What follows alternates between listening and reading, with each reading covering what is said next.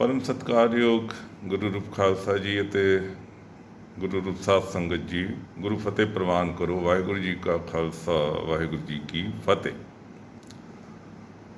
ਹੁਣ ਇੱਕ ਦੁਬਿਧਾ ਦਾ ਵਿਸ਼ਾ ਇਹ ਪੰਥ ਦੇ ਸਾਹਮਣੇ ਹੈ ਜਿਹੜਾ ਕਿ ਕਾਫੀ ਇਸ ਵਕਤ ਚਰਚਾ ਦੇ ਵਿੱਚ ਹੈ। ਉਹ ਇਹ ਹੈ ਕਿ ਦਸਮ ਗ੍ਰੰਥ ਸਾਹਿਬ ਜੀ ਦੀ ਕਥਾ ਜਿਹੜੀ ਹੈ ਉਹ ਗੁਰਦੁਆਰਿਆਂ ਦੇ ਵਿੱਚ ਹੋਣੀ ਚਾਹੀਦੀ ਹੈ ਕਿ ਨਹੀਂ ਹੋਣੀ ਚਾਹੀਦੀ, ਅਤੇ ਇਸ ਦੇ ਬਾਰੇ ਜਿਹੜਾ ਪੰਥ ਪ੍ਰਵਾਨਿਤ ਮਰਿਆਦਾ ਕੀ ਹੈ, ਅਕਾਲ ਤਖਤ ਸਾਹਿਬ ਦਾ ਹੁਕਮ ਕੀ ਹੈ, ਅਤੇ ਹੋਰ ਵੀ ਬਹੁਤ ਸਾਰੀਆਂ ਗੱਲਾਂ ਨੇ, ਇਸ਼ੂਜ਼ ਨੇ। ਕੁਝ ਸਾਡੇ ਵਿਦਵਾਨ ਇਹ ਗੱਲ ਮੰਨਦੇ ਨੇ ਕਿ ਨਹੀਂ, ਇਹ ਜਿਹੜਾ ਦਸਮ ਗ੍ਰੰਥ ਹੈ ਇਹ ਇਸ ਦਾ ਸਿੱਖ ਪੰਥ ਦੇ ਨਾਲ ਕੋਈ ਬਹੁਤਾ ਸੰਬੰਧ ਨਹੀਂ ਹੈ। ਕੁਝ ਵਿਦਵਾਨ ਕਹਿੰਦੇ ਨੇ ਕਿ ਦਸਮ ਗ੍ਰੰਥ ਸਾਹਿਬ ਹੈ ਇਸ ਦੇ ਵਿੱਚ ਜਿਹੜੀ ਗੁਰਬਾਣੀ ਹੈ ਇਹ ਸਤਿਗੁਰੂ ਗੁਰੂ ਗੋਬਿੰਦ ਸਿੰਘ ਜੀ ਮਹਾਰਾਜ ਨੇ ਆਪ ਉਚਾਰਨ ਕੀਤੀ ਹੈ। ਚਲੋ ਇਸ ਦਾ ਫੈਸਲਾ ਤੇ ਸਮੂਹਕ ਤੌਰ 'ਤੇ ਪੰਥ ਦੇ ਜਿਹੜੇ ਵਿਦਵਾਨ ਹਨ ਉਹ ਕਰਨਗੇ ਅਤੇ ਉਹ ਇਸ ਗੱਲ ਨੂੰ ਕਿਸੇ ਸਿੱਟੇ 'ਤੇ ਪਹੁੰਚਾਉਣਗੇ ਕਿ ਇਹ ਜਿਹੜਾ ਦਸਮ ਗ੍ਰੰਥ ਦਾ ਵਿਸ਼ਾ ਹੈ ਇਸ ਦੇ ਉੱਤੇ ਫਾਈਨਲੀ ਨਿਸ਼ਕਰਸ਼ ਦੇ ਰੂਪ ਦੇ ਵਿੱਚ ਕੀ ਸਾਹਮਣੇ ਆਉਂਦਾ ਹੈ। ਪਰ ਮੈਂ ਆਪ ਜੀ ਨੂੰ ਇਹ ਬੇਨਤੀ ਕਰਦੇ ਹਾਂ ਕਿ ਦਸਮ ਗ੍ਰੰਥ ਸਾਹਿਬ ਦੇ ਵਿੱਚ ਹੈ ਕੀ ਹੈ। ਕੁਛ ਤਾਂ ਬਾਣੀ ਅਸੀਂ ਰੋਜ਼ ਪੜ੍ਹਦੇ ਹੀ ਹਾਂ ਦਸਮ ਗ੍ਰੰਥ ਦੀ। ਪਹਿਲਾਂ ਤਾਂ ਇਹ ਹੈ ਕਿ ਜਾਪ ਸਾਹਿਬ ਤੋਂ ਇਸ ਦੀ ਸ਼ੁਰੂਆਤ ਹੁੰਦੀ ਹੈ। ਜਿਸ ਤਰ੍ਹਾਂ ਗੁਰੂ ਗ੍ਰੰਥ ਸਾਹਿਬ ਜੀ ਮਹਾਰਾਜ ਦੀ ਸ਼ੁਰੂਆਤ ਜਿਹੜੀ ਹੈ ਜਪਜੀ ਸਾਹਿਬ ਤੋਂ ਹੁੰਦੀ ਹੈ, ਅਤੇ ਦਸਮ ਗ੍ਰੰਥ ਦੀ ਜਿਹੜੀ ਸ਼ੁਰੂਆਤ ਹੈ ਉਹ ਜਾਪ ਸਾਹਿਬ ਤੋਂ ਹੁੰਦੀ ਹੈ। ਹੁਣ ਜਾਪ ਸਾਹਿਬ ਦੀ ਪਾਠ ਜਿਹੜਾ ਹੈ ਉਹ ਰੋਜ਼ ਗੁਰਸਿੱਖ ਨੂੰ ਨਿਤਨੇਮ ਦੇ ਵਿੱਚ ਕਰਨ ਦਾ ਹੁਕਮ ਸਤਿਗੁਰਾਂ ਨੇ ਕੀਤਾ ਹੈ। ਅਤੇ ਦੂਸਰਾ ਇਹ ਹੈ ਕਿ ਜਾਪ ਸਾਹਿਬ ਦੀ ਬਾਣੀ ਹੈ। ਫਿਰ ਉਸ ਤੋਂ ਬਾਅਦ ਅਕਾਲ ਉਸਤਤ ਦੀ ਬਾਣੀ ਹੈ, ਬਚਿੱਤਰ ਨਾਟਕ ਹੈ, ਇਸ ਦੇ ਵਿੱਚ ਚੰਡੀ ਦੀ ਵਾਰ ਹੈ, 24 ਅਵਤਾਰਾਂ ਦਾ ਹਾਲ ਹੈ, ਜਿਸ ਦੇ ਵਿੱਚ ਰਾਮਾ ਅਵਤਾਰ ਵੀ ਹੈ ਅਤੇ ਕ੍ਰਿਸ਼ਨਾ ਅਵਤਾਰ ਵੀ ਹੈ। ਅਤੇ ਉਸ ਤੋਂ ਬਾਅਦ ਤੁਸੀਂ ਦੇਖੋ ਤ੍ਰਿਆ ਚਰਿੱਤਰ ਦੇ ਰੂਪ ਦੇ ਵਿੱਚ 405 ਇਸਤਰੀਆਂ ਦੇ ਜਿਹੜੇ ਚਰਿੱਤਰ ਹਨ ਜਾਂ ਉਹਨਾਂ ਦੇ ਕਰੈਕਟਰ ਦੇ ਬਾਰੇ ਉਸ ਦੇ ਵਿੱਚ ਉਸ ਨੂੰ ਵਰਣਨ ਕੀਤਾ ਹੈ ਜਾਂ ਐਕਸਪਲੇਨ ਕੀਤਾ ਹੈ। ਇਹ ਚੀਜ਼ਾਂ ਸਾਰੀਆਂ ਹਨ। ਹੁਣ ਤੁਸੀਂ ਦੇਖੋ ਜਾਪ ਸਾਹਿਬ ਦਾ ਪਾਠ ਤਾਂ ਅਸੀਂ ਰੋਜ਼ ਕਰਦੇ ਆ ਆਪਣੇ ਨਿਤਨੇਮ ਦੇ ਵਿੱਚ, ਠੀਕ ਹੈ। ਅਕਾਲ ਉਸਤਤ ਦੀ ਬਾਣੀ ਵੀ ਪਤਾ ਨਹੀਂ ਤੁਸੀਂ, ਮੈਂ ਤਾਂ ਉਸ ਦਾ ਅਧਿਐਨ ਕੀਤਾ ਹੈ। ਉਸ ਦੇ ਵਿੱਚ ਨਿਰੋਲ ਮੁਕੰਮਲ ਅਕਾਲ ਉਸਤਤ ਹੀ ਕੀਤੀ ਹੈ। ਮਤਲਬ ਜਿਸ ਤਰ੍ਹਾਂ ਜਪਜੀ ਸਾਹਿਬ ਦਾ ਇੱਕ ਸਰੂਪ ਹੈ, ਉਸੇ ਤਰ੍ਹਾਂ ਅਕਾਲ ਉਸਤਤ ਦੇ ਰੂਪ ਦੇ ਵਿੱਚ ਗੁਰੂ ਗੋਬਿੰਦ ਸਿੰਘ ਜੀ ਮਹਾਰਾਜ ਨੇ ਇਹ ਬਾਣੀ ਉਚਾਰੀ ਹੈ। ਅਤੇ ਇਸ ਨੂੰ ਜਦੋਂ ਤੁਸੀਂ ਪੜ੍ਹੋਗੇ ਤਾਂ ਸ਼ੁਰੂਆਤ ਤਾਂ ਮੇਰੇ ਖਿਆਲ ਇੱਥੋਂ ਹੁੰਦੀ ਹੈ ਕਿ ਪ੍ਰਣਮੋ ਆਦਿ ਏਕੰਕਾਰਾ ਜਲ ਥਲ ਮਈਅਲ ਕੀਓ ਪਸਾਰਾ। ਇੱਥੇ ਅੱਗੇ ਜਾ ਕੇ ਸਤਿਗੁਰੂ ਇਹ ਗੱਲ ਕਹਿੰਦੇ ਨੇ ਕਿ ਚਰਨ ਸਰਨ ਜਿਹੇ ਬਸਤ ਭਵਾਨੀ।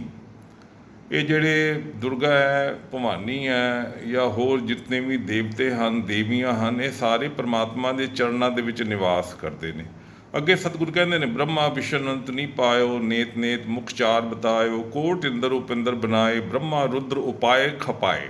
ਠੀਕ ਹੈ। ਸੋ ਖੈਰ ਇਸ ਦੇ ਵਿੱਚ ਇਹ ਨਹੀਂ ਹੈ ਕਿ ਗੁਰੂ ਸਾਹਿਬ ਨੇ ਕੋਈ ਦੇਵੀ ਦੇਵਤਿਆਂ ਦੀ ਪੂਜਾ ਕੀਤੀ ਹੈ, ਬਲਕਿ ਤੁਸੀਂ ਇਸ ਨੂੰ ਅਗਰ ਡੀਪਲੀ ਸਟੱਡੀ ਕਰੋਗੇ ਤਾਂ ਤੁਹਾਨੂੰ ਪਤਾ ਚੱਲੇਗਾ ਕਿ ਗੁਰੂ ਗੋਬਿੰਦ ਸਿੰਘ ਜੀ ਮਹਾਰਾਜ ਨੇ ਸਾਨੂੰ ਇਸ ਗ੍ਰੰਥ ਦੇ ਰਾਹੀਂ, ਇਸ ਗੁਰਬਾਣੀ ਦੇ ਰਾਹੀਂ ਜਾਂ ਬਾਣੀ ਦੇ ਰਾਹੀਂ ਇਹ ਸਮਝਾਉਣ ਦੀ ਕੋਸ਼ਿਸ਼ ਕੀਤੀ ਹੈ ਕਿ ਅਕਾਲ ਪੁਰਖ ਵਾਹਿਗੁਰੂ ਦੀ ਸਿਰਜਣਾ ਜਿਹੜੀ ਹੈ ਉਹ ਹੀ ਸਾਰੇ ਸੰਸਾਰ ਦਾ ਕਰਤਾ ਧਰਤਾ ਹੈ। ਅਤੇ ਇਹ ਜਿਤਨੇ ਵੀ ਦੇਵੀ ਦੇਵਤੇ, 33 ਕਰੋੜ ਦੇਵੀ ਦੇਵਤਿਆਂ ਦੀ ਮਾਨਤਾ ਹੈ ਹਿੰਦੂ ਧਰਮ ਦੇ ਵਿੱਚ। ਭਾਈ ਸਾਹਿਬ ਭਾਈ ਗੁਰਦਾਸ ਜੀ ਨੇ ਵੀ ਲਿਖਿਆ ਇਸ ਨੂੰ ਕਿ ਸਿੱਧ ਸਾਧਕ 33 ਕੋਰ ਤਿਰ ਕੀਮ ਨਾ ਭਰੀਐ। ਸੋ ਇਹ ਮਤਲਬ ਇਹ ਮਾਨਤਾ ਹੈ, ਠੀਕ ਹੈ। ਦੂਸਰਾ ਇਹ ਹੈ ਕਿ ਹੁਣ ਤੁਸੀਂ ਦੇਖੋ ਚੰਡੀ ਦੀ ਵਾਰ ਹੈ, ਇਸ ਦੀ ਸ਼ੁਰੂਆਤ ਸਤਿਗੁਰੂ ਕਿੱਥੋਂ ਕਰਦੇ ਨੇ। ਮੈਂ ਇਸ ਨੂੰ ਥੋੜ੍ਹਾ ਜਿਹਾ ਐਕਸਪਲੇਨ ਕਰਾਂਗਾ, ਬਾਕੀ ਗੱਲਾਂ ਬਾਅਦ 'ਚ ਕਰਾਂਗੇ ਕਿਉਂਕਿ ਵੀਡੀਓ ਬੜੀ ਲੰਬੀ ਹੋ ਜਾਂਦੀ ਹੈ। ਇਸ ਦੀ ਸ਼ੁਰੂਆਤ ਇੱਥੋਂ ਹੁੰਦੀ ਹੈ। ਸਤਿਗੁਰੂ ਕਹਿੰਦੇ ਨੇ ਕਿ ਖੰਡਾ ਪ੍ਰਥਮੇ ਸਾਜ ਕੇ ਜਿਨ ਸਭ ਸੰਸਾਰ ਉਪਾਇਆ। ਇਹ ਹੁਣ ਅਕਾਲ ਪੁਰਖ ਦੇ ਬਾਰੇ ਕਹਿ ਰਹੇ ਨੇ ਗੁਰੂ ਗੋਬਿੰਦ ਸਿੰਘ ਜੀ, ਅਗਰ ਉਹਨਾਂ ਦੀ ਰਚਨਾ ਨੂੰ ਮੰਨ ਲਿਆ। ਚੂੰਕਿ ਇਹਦੇ ਵਿੱਚ ਹੁਣ ਮੈਂ ਹਰੀ ਕਨਫਰਮੇਸ਼ਨ ਨਹੀਂ ਹੈ, ਬਿਕੋਜ਼ ਵਿਦਵਾਨ ਹੀ ਫੈਸਲਾ ਕਰਨਗੇ ਕਿ ਰਚਨਾ ਜਿਹੜੀ ਹੈ ਗੁਰੂ ਗੋਬਿੰਦ ਸਿੰਘ ਜੀ ਮਹਾਰਾਜ ਦੀ ਹੈ ਜਾਂ ਦਸਮ ਗ੍ਰੰਥ ਦੀ ਬਾਣੀ ਗੁਰੂ ਗੋਬਿੰਦ ਸਿੰਘ ਜੀ ਮਹਾਰਾਜ ਦੁਆਰਾ ਉਚਾਰੀ ਗਈ ਹੈ ਕਿ ਨਹੀਂ। ਸੋ ਖੈਰ, ਮੈਂ ਸ਼ੁਰੂਆਤ ਇਹ ਕਹਿਣਾ ਕਿ ਖੰਡਾ ਪ੍ਰਥਮੇ ਚੰਡੀ ਦੀ ਵਾਰ ਹੈ। ਖੰਡਾ ਪ੍ਰਥਮੇ ਸਾਜ ਕੇ ਜਿਨ ਸਭ ਸੰਸਾਰ ਉਪਾਇਆ, ਬ੍ਰਹਮਾ ਵਿਸ਼ਨੂੰ ਮਹੇਸ਼ ਸਾਜ, ਕੁਦਰਤ ਦਾ ਖੇਲ ਰਚਾਏ ਬਣਾਇਆ। ਇਹ ਗੁਰੂ ਗ੍ਰੰਥ ਸਾਹਿਬ ਦੇ ਵਿੱਚ ਵੀ ਮਹਾਰਾਜ ਨੇ ਜ਼ਿਕਰ ਕੀਤਾ ਹੈ ਕਿ ਸਾਚੇ ਤੇ ਪਵਨਾ ਭਇਆ, ਪਵਨੇ ਤੇ ਜਲ ਹੋਏ, ਜਲ ਤੇ ਤ੍ਰਿਭਵਨ ਸਾਜਿਆ, ਘਟ ਘਟ ਜੋਤ ਸਮੋਏ। ਤੇ ਸਤਿਗੁਰ ਇੱਥੇ ਵੀ ਕਹਿੰਦੇ ਨੇ ਕਿ ਬ੍ਰਹਮਾ ਵਿਸ਼ਨ ਮਹੇਸ਼ ਸਾਜ, ਕੁਦਰਤ ਦਾ ਖੇਲ ਰਚਾਏ ਬਣਾਇਆ, ਸਿੰਧ ਪਰਬਤ ਮੇਦਨੀ ਬਿਨ ਥੰਮਾ ਗਗਨ ਰਹਾਇਆ, ਸਿਰਜੇ ਦਾਨਵ ਦੇਵਤੇ ਤਿਨ ਅੰਦਰ ਬਾਦ ਰਚਾਇਆ। ਹੁਣ ਇਹ ਬੜੀ ਹੈਰਾਨੀ ਦੀ ਗੱਲ ਹੈ। ਸਤਿਗੁਰ ਕਹਿੰਦੇ ਨੇ ਇੱਕ ਪਾਸੇ ਅਕਾਲ ਪੁਰਖ ਨੇ ਦੇਵਤਿਆਂ ਦੀ ਸਿਰਜਣਾ ਕੀਤੀ ਹੈ, ਦੂਸਰੇ ਪਾਸੇ ਦਾਨਵਾਂ ਦੀ ਕੀਤੀ ਹੈ। ਫਿਰ ਉਹਨਾਂ ਦੇ ਵਿੱਚ ਵਿਵਾਦ ਵੀ ਅਕਾਲ ਪੁਰਖ ਆਪ ਹੀ ਪੈਦਾ ਕਰਦੇ ਨੇ। ਇਸ ਦੀ ਪ੍ਰੋੜਤਾ ਜਾਪ ਸਾਹਿਬ ਦੇ ਵਿੱਚ ਵੀ ਸਤਿਗੁਰ ਕਰਦੇ ਨੇ। ਸਤਿਗੁਰ ਕਹਿੰਦੇ ਨੇ ਕਿ ਨਮੋ ਕਲਹ ਕਰਤਾ, ਨਮੋ ਸ਼ਾਂਤ ਰੂਪੇ। ਅਕਾਲ ਪੁਰਖ ਜਿਹੜਾ ਹੈ ਕਿਤੇ ਕਿਤੇ ਕਲਹ ਵੀ ਪੈਦਾ ਕਰਦਾ, ਫਿਰ ਸ਼ਾਂਤੀ ਦਾ ਸਰੂਪ ਵੀ ਅਕਾਲ ਪੁਰਖ ਆਪ ਹੈ। ਖੈਰ, ਅੱਗੋਂ ਸਤਿਗੁਰ ਕਹਿੰਦੇ ਨੇ ਕਿ ਤੈਂ ਹੀ ਦੁਰਗਾ ਸਾਜ ਕੇ ਦੈਂਤਾਂ ਦਾ ਨਾਸ ਕਰਾਇਆ। ਇਹ ਜਿਹੜੀ ਖਾਸ ਗੱਲ ਹੈ, ਕਈ ਲੋਕ ਕਹਿੰਦੇ ਨੇ ਕਿ ਚੰਡੀ ਦੀ ਵਾਰ ਦੇ ਵਿੱਚ ਦੁਰਗਾ ਦੀ ਜਾਂ ਦੇਵੀ ਦੀ ਆਰਾਧਨਾ ਗੁਰੂ ਗੋਬਿੰਦ ਸਿੰਘ ਜੀ ਮਹਾਰਾਜ ਨੇ ਕੀਤੀ ਹੈ। ਹੁਣ ਇਹ ਜਿਹੜਾ ਇਸ ਦਾ ਤੁਹਾਡਾ ਮੂਲ ਮੰਤਰ ਹੈ ਨਾ, ਸ਼ੁਰੂਆਤ ਹੈ, ਇੱਥੋਂ ਹੀ ਤੁਹਾਡੀ ਸਾਰੀ ਚੀਜ਼ ਕੈਟੇਗਰੀਲੀ ਕਲੀਅਰ ਹੋ ਜਾਂਦੇ। ਹੁਣ ਇੱਥੇ ਗੁਰੂ ਗੋਬਿੰਦ ਸਿੰਘ ਜੀ ਕਹਿੰਦੇ ਨੇ ਕਿ ਤੈਂ ਹੀ ਦੁਰਗਾ ਸਾਜ ਕੇ, ਹੇ ਅਕਾਲ ਪੁਰਖ ਵਾਹਿਗੁਰੂ, ਤੁਸੀਂ ਹੀ ਦੁਰਗਾ ਦੀ ਸਿਰਜਣਾ ਕੀਤੀ ਹੈ ਅਤੇ ਉਹਦੇ ਤੋਂ ਦੈਂਤਾਂ ਦਾ ਨਾਸ ਕਰਾਇਆ ਹੈ। ਦੈਂਤਾਂ ਦਾ ਵਿਨਾਸ਼ ਦੁਰਗਾ ਨੇ ਕੀਤਾ ਹੈ, ਇਹਦੇ 'ਚ ਕੋਈ ਸ਼ੱਕ ਨਹੀਂ ਹੈ। ਪਰ ਇਸ ਦੀ ਸਿਰਜਣਾ, ਉਸ ਨੂੰ ਰਚਨਹਾਰਾ, ਉਸ ਨੂੰ ਪੈਦਾ ਕਰਨ ਵਾਲਾ ਅਕਾਲ ਪੁਰਖ ਸੱਚੇ ਪਾਤਸ਼ਾਹ ਤੁਸੀਂ ਹੀ ਹੋ। ਅੱਗੇ ਸੁਣੋ, ਤੈਥੋਂ ਹੀ ਬਲ ਰਾਮ ਲੈ। ਹੁਣ ਭਗਵਾਨ ਰਾਮ ਦੇ ਬਾਰੇ, ਸ਼੍ਰੀ ਰਾਮ ਦੇ ਬਾਰੇ ਗੁਰੂ ਗੋਬਿੰਦ ਸਿੰਘ ਜੀ ਕਹਿੰਦੇ ਨੇ, ਹੇ ਅਕਾਲ ਪੁਰਖ ਸੱਚੇ ਪਾਤਸ਼ਾਹ, ਤੇਰੇ ਕੋਲੋਂ ਹੀ ਰਾਮ ਜੀ ਨੇ ਜਿਸ ਬਲ ਲੈ ਕੇ, ਸ਼ਕਤੀ ਲੈ ਕੇ ਤੇ ਨਾਲ ਬਾਣਾ ਦਹਿਸਰ ਕਾਇਆ। ਦਹਿਸਰ ਮਤਲਬ 10 ਸਿਰ ਵਾਲਾ ਰਾਵਣ, ਉਸ ਦਾ ਵਿਨਾਸ਼ ਕੀਤਾ, ਉਸ ਨੂੰ ਖਤਮ ਕੀਤਾ, ਲੰਕਾ ਜਿੱਤੀ। ਇਹ ਬਲ ਕਿਹਦਾ ਦਿੱਤਾ ਹੈ? ਅਕਾਲ ਪੁਰਖ ਤੇਰਾ ਹੀ ਹੈ। ਅੱਗੋਂ ਕਹਿੰਦੇ ਨੇ, ਤੈਥੋਂ ਹੀ ਬਲ ਕ੍ਰਿਸ਼ਨ ਲੈ, ਕੰਸ ਕੇਸੀ ਪਕੜ ਪਛਾਇਆ। ਤੇਰੇ ਕੋਲੋਂ ਹੀ ਬਲ ਲੈ ਕੇ ਤੇ ਕੰਸ ਨੂੰ ਕੇਸਾਂ ਤੋਂ ਪਟਕ ਕੇ ਉਸ ਦਾ ਵਿਨਾਸ਼ ਕੀਤਾ ਹੈ ਸ੍ਰੀ ਕ੍ਰਿਸ਼ਨ ਜੀ ਮਹਾਰਾਜ ਨੇ। ਵੱਡੇ ਵੱਡੇ ਮੁਨ ਦੇਵਤੇ ਕਈ ਯੁਗ ਤਿੰਨੀ ਤਪ ਤਾਇਆ, ਹੇ ਵਾਹਿਗੁਰੂ ਕਿਨੇ ਤੇਰਾ ਅੰਤ ਨਾ ਪਾਇਆ। ਤੇ ਇਹ ਨਿਰੋਲਤਾ ਗੁਰਬਾਣੀ ਜਿਹੜੀ ਹੈ, ਇਸ ਦੇ ਵਿੱਚ ਕਿਤੇ ਨਾ ਦੇਵੀ ਦੀ ਪੂਜਾ ਹੈ, ਨਾ ਕਿਸੇ ਵਿਸ਼ਨੂੰ ਦੇ ਅਵਤਾਰ ਦੀ ਪੂਜਾ ਹੈ, ਨਾ ਦੁਰਗਾ ਦੀ ਪੂਜਾ ਹੈ, ਨਾ ਭਵਾਨੀ ਦੀ ਪੂਜਾ ਹੈ, ਬਲਕਿ ਇਸ ਦੀ ਸ਼ੁਰੂਆਤ ਦੇ ਵਿੱਚ ਸਤਿਗੁਰ ਇਹ ਕੈਟੇਗਰੀ ਸਾਫ਼ ਕਹਿੰਦੇ ਨੇ ਕਿ ਇਹ ਸਾਰਿਆਂ ਦਾ ਸਿਰਜਣ ਕਰਤਾ, ਪੈਦਾ ਕਰਤਾ, ਇਹਨਾਂ ਨੂੰ ਸ਼ਕਤੀ ਪ੍ਰਦਾਨ ਕਰਨ ਵਾਲਾ, ਇਹਨਾਂ ਨੂੰ ਸ਼ਕਤੀਆਂ ਦੇ ਕੇ ਤੇ ਜਿਹੜਾ ਜ਼ੁਲਮ ਦਾ ਵਿਨਾਸ਼ ਕਰਨ ਵਾਲਾ ਵਾਹਿਗੁਰੂ ਤੂੰ ਹੀ ਹੈ। ਤੇ ਤੇਰਾ ਅੰਤ ਨਹੀਂ ਪਾਇਆ ਕਿਸੇ ਨੇ, ਕਿਨੇ ਤੇਰਾ ਅੰਤ ਨਾ ਪਾਇਆ। ਸੋ ਇਸ ਦੇ ਵਿੱਚ ਹੁਣ ਗੁਰੂ ਦਸਮ ਗ੍ਰੰਥ ਸਾਹਿਬ ਦੇ ਵਿੱਚ ਹੋਰ ਜਿਹੜੀਆਂ ਗੱਲਾਂ ਹਨ, ਅੱਗੇ ਫਿਰ ਆਪ ਜੀ ਨਾਲ, ਚੂੰਕਿ ਵੀਡੀਓ ਲੰਬੀ ਹੋ ਜਾਂਦੀ ਹੈ, ਸ਼ੇਅਰ ਕਰਾਂਗੇ ਔਰ ਇਹ ਦੇਖਾਂਗੇ ਅਸੀਂ ਕਿ ਪ੍ਰੈਕਟੀਕਲੀ ਵਿਵਹਾਰਿਕ ਰੂਪ ਦੇ ਵਿੱਚ ਹੁਣ ਅਕਾਲ ਉਸਤਤ ਦੇ ਵਿੱਚ ਗੁਰੂ ਗੋਬਿੰਦ ਸਿੰਘ ਜੀ ਮਹਾਰਾਜ ਕੀ ਕਹਿੰਦੇ ਨੇ, ਅੱਗੇ ਆਪ ਜੀ ਦੇ ਨਾਲ ਵਿਚਾਰ ਕੀਤੀ ਜਾਏਗੀ।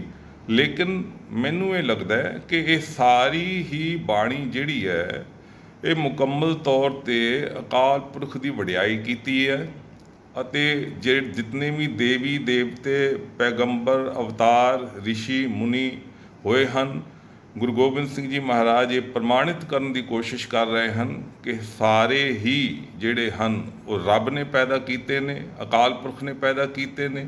ਅਕਾਲ ਪੁਰਖ ਨੇ ਸ਼ਕਤੀਆਂ ਦਿੱਤੀਆਂ ਨੇ, ਆਪਣੀ ਆਪਣੀ ਸ਼ਕਤੀ ਅਤੇ ਆਪਣੀ ਬੁੱਧੀ ਦੇ ਮੁਤਾਬਕ। ਆਪ ਆਪਣੀ ਬੁੱਧ ਹੈ ਜੀਤੀ, ਵਰਣਤ ਭਿੰਨ ਭਿੰਨ ਤੋਹੇ ਤੇਤੀ। ਉਹਨਾਂ ਨੇ ਆਪ ਜੀ ਦੀ ਆਪਣੀ ਬੁੱਧੀ ਮੁਤਾਬਕ ਇੱਕ ਸਟ੍ਰੈਟਜੀ ਬਣਾਈ ਹੈ ਅਤੇ ਤੇਰੀ ਤਰਫੋਂ ਜੋ ਡਿਊਟੀ ਲਾਈ ਸੀ ਉਸ ਨੂੰ ਉਹਨਾਂ ਨੇ ਮੁਕੰਮਲ ਕੀਤਾ ਹੈ। ਮਤਲਬ ਇਹ ਸਰਬ ਸਾਂਝੀਵਾਲਤਾ ਦਾ ਵੀ ਸਰੂਪ ਹੈ, ਲੇਕਿਨ ਖਾਲਸੇ ਨੂੰ ਕਲੀਅਰ ਕੱਟ ਇਹ ਕਿਹਾ ਹੈ ਵੀ ਇਹਦੇ ਸਿਰਜਣਕਰਤਾ ਜਿਹੜੇ ਨੇ ਅਕਾਲ ਪੁਰਖ ਨੇ, ਇਸ ਦੇ ਸਿਰਜਣਕਰਤਾ ਕੋਈ ਇਹ ਭਗਵਾਨ ਨਹੀਂ ਹਨ, ਇਹ ਰੱਬ ਨਹੀਂ ਹਨ, ਇਹ ਅਕਾਲ ਦਾ ਸਰੂਪ ਨਹੀਂ ਹਨ। ਅਕਾਲ ਪੁਰਖ ਕੇਵਲ ਇੱਕ ਹੀ ਹੈ, ਜਿਸ ਨੂੰ ਗੁਰੂ ਬਾਬੇ ਨੇ ਇੱਕ ਓਂਕਾਰ ਕਿਹਾ ਹੈ ਸਤਨਾਮ ਕਿਹਾ ਹੈ, ਗੁਰਪ੍ਰਸਾਦ ਤੱਕ ਇਹ ਸਾਡਾ ਮੂਲ ਮੰਤਰ ਆਉਂਦਾ ਹੈ। ਕਈ ਇਸ ਨੂੰ ਨਾਨਕ ਹੋਸੀ ਵੀ ਸੱਚ ਤੱਕ ਵੀ ਪੜ੍ਹਦੇ ਹਨ। ਅਤੇ ਦੂਸਰਾ ਇਹ ਹੈ ਕਿ ਜਾਪ ਸਾਹਿਬ ਦੇ ਵਿੱਚ ਜਿਹੜਾ ਸਤਿਗੁਰਾਂ ਨੇ ਕਿਹਾ ਹੈ ਕਿ ਚੱਕਰ ਚਿਹਨ ਅਰ ਬਰਨ ਜਾਤ ਅਰ ਪਾਤ ਨਹਿੰਜੇ, ਰੂਪ ਰੰਗ ਅਰ ਰੇਖ ਭੇਖ ਕੋ ਕਹਿ ਨਾ ਸਕਤ ਕੇ। ਅਤੇ ਅਖੀਰ ਦੇ ਵਿੱਚ ਇਸੇ ਪੌੜੀ ਦੇ ਵਿੱਚ ਸਤਿਗੁਰ ਕਹਿੰਦੇ ਕਿ ਅਚਲ ਮੂਰਤਨ ਭਉ ਪ੍ਰਕਾਸ਼ ਅੰਮ੍ਰਿਤ ਤੋਜ ਕਹੀਜੈ।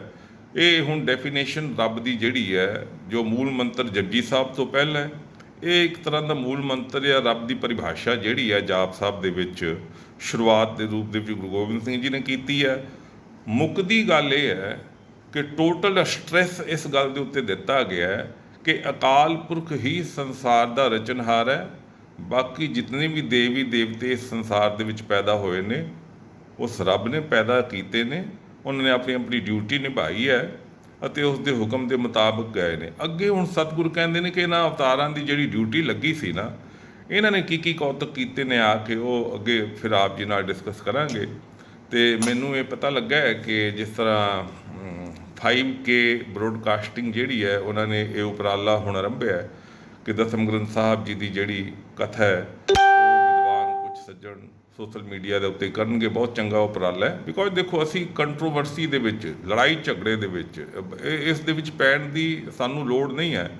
ਸਾਨੂੰ ਡਿਸਕਸ਼ਨ ਦੁਆਰਾ, ਪ੍ਰਚਾਰ ਦੁਆਰਾ ਸਹੀ ਗੱਲ ਜਿਹੜੀ ਹੈ ਉਹ ਸੰਗਤ ਦੇ, ਗੁਰੂ ਸੰਗਤ ਦੇ ਸਾਹਮਣੇ ਲਿਆਉਣੀ ਹੈ ਅਤੇ ਉਸ ਪ੍ਰਚਾਰ ਅਤੇ ਜੋ ਬਿਲਕੁਲ ਸੱਚਾ ਮਾਰਗ ਹੈ, ਗੁਰੂ ਨਿਰੋਲ ਨਿਆਰਾ ਮਾਰਗ ਹੈ ਗੁਰੂ ਘਰ ਦਾ, ਉਸ ਨੂੰ ਸੰਗਤ ਦੇ ਸਾਹਮਣੇ ਰੱਖਣਾ ਹੈ ਅਤੇ ਉਸ ਨੂੰ ਸੰਗਤ ਦੇ ਸਾਹਮਣੇ ਪ੍ਰਦਰਸ਼ਿਤ ਕਰਨਾ ਹੈ। ਵਾਹਿਗੁਰੂ ਜੀ ਕਾ ਖਾਲਸਾ, ਵਾਹਿਗੁਰੂ ਜੀ ਕੀ ਫਤਿਹ।